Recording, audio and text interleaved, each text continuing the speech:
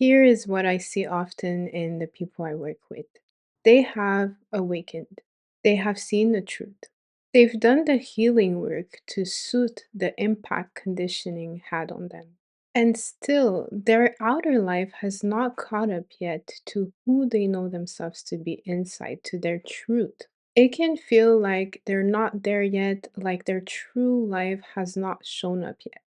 This happens because awakening and home are not the same station. So many people mistake the identity formed during awakening for their true self.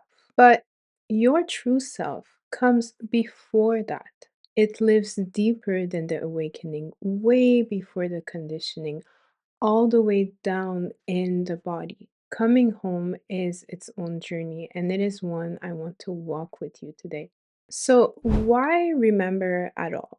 We remember so we can fully inhabit our life here on earth. Once that return happens, life is never the same again. Remembrance is the practice, accepting our incarnation here on earth is the purpose. And I want to offer you a map today. A map that I use with the people I work with, a map that has become the center of everything I offer in service to them. The map moves through three stations: awakening, conditioning, home. Before defining each one, I want to point something out because it changes the way you receive this map. You were born already carrying home within you, your frequency of origin, your original codes, your truth, whole and intact. Then conditioning happened. Layers were placed on you, adaptations formed, and roles were built. And later, awakening happened. That moment you started to see all of it so clearly. So, the order you actually lived was home, then conditioning, then awakening. Today, we are walking that path backward. We move through awakening first because this is where most of you find yourselves right now. Then we look honestly at conditioning. And finally, we arrive back home. The same home you started from, except this time you embody it.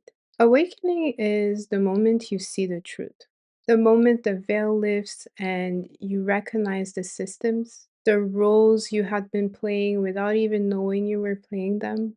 It is a real moment, a sacred moment. And for many of you watching this, it has probably already happened. Conditioning is what awakening reveals. Underneath the roles you played, you find the layers that were placed on you, the adaptations, the defense mechanisms your body built in response to the life that was proposed to you, a life that was never truly yours. And then there's home, your frequency of origin, the original way you were built to move through this world as a human being. Before conditioning, before the roles, before the adaptation. So, home is not a new identity to build. Home is the identity you arrived with. It is ancient and it is yours. I'm going to name something honestly because this matters. Healing as its place. Doing the healing work to suit the impact conditioning add on you is real work and it's worthy work. But I want you to notice something. Healing on its own can become endless. One layer settles and another one appears, another pain surfaces, and people spend years in that loop doing the work again and again and again without ever arriving anywhere solid, without their outer reality ever reflecting what they know inside their truth. This happens when the work stops at healing the conditioning and never actually arriving home. Remembrance is what carries you all the way through, all the way to life at home. And so, mastering the art of remembrance is the practice of remembering your frequency of origin, your original codes, accepting your incarnation here on earth, rooting the body through presence, and anchoring it in your everyday life through embodiment. Every human being arrives here carrying an original way of expressing life. Not a better way or a higher way, your true way. The body is where remembrance becomes lived. Our body holds our history of adaptation. It holds the defense mechanisms that were once intelligent response to the life that was proposed to us. Responses that protected us well, even though that life was never truly the one that belonged to us. As the body finds more space, as vitality returns, your true expression finds room to move again. Home becomes easier to reach because your frequency of origin has more space to circulate. So, remembrance is not another form of self improvement. It is a return to yourself, the self that is already whole. I want to walk you through the three-step of this practice exactly as I live them and exactly as I work with them. Step one, accepting incarnation. This is where everything begins. Before rooting, before anchoring, there is a decision. The decision to be here in a body on this earth, choosing this life rather than resisting it. This is the actual discipline of mastering the art of remembrance. A daily decision to return to yourself instead of drifting near yourself.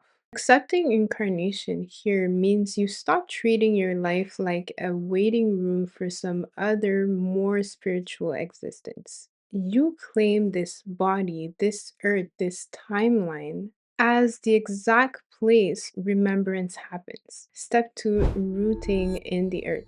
Once incarnation is accepted, the work moves into the body itself.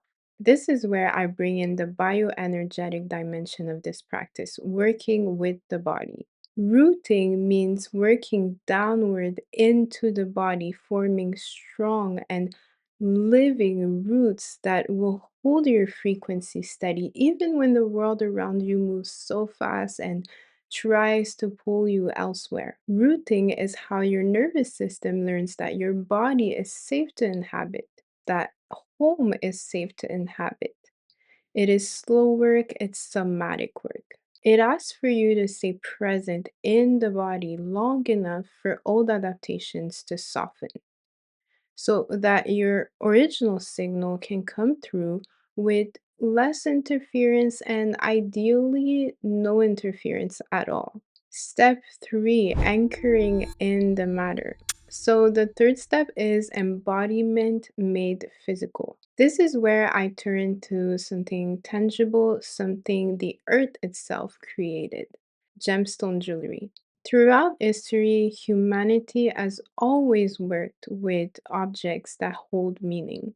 For me, gemstone jewelry are tangible anchors. They are pieces of the earth that spent millions, some billions of years forming inside the body of the earth under immense pressure before even ever reaching our hands. They remind us that truth takes time to become visible.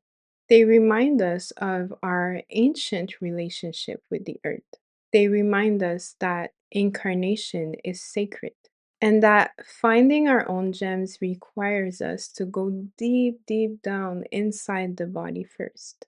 Every time you wear one consciously, you remember the posture that you're choosing to embody and the value of the decision you have made to incarnate here fully on this earth. This is how we work with gemstone jewelry at Teraju. We bring together earth, incarnation, frequency, matter, beauty, value, memory, and we let the jewelry hold the anchor point for all of it.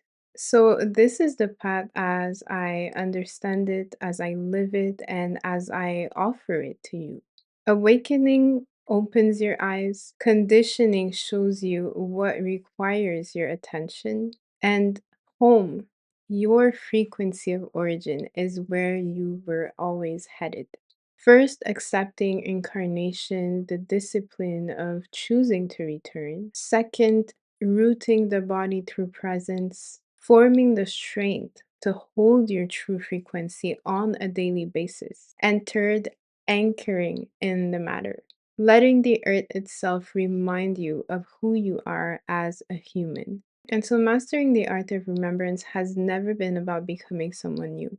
It has never been about escaping Earth or collecting spiritual experiences. It has always been one thing: remembering my frequency of origin, embodying it through the body, anchoring it into everyday life, choosing incarnation, choosing presence, choosing to live every day as myself instead of near myself.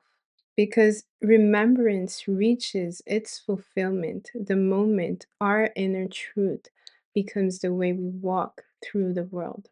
Thank you so much for being here, and I'll see you next time.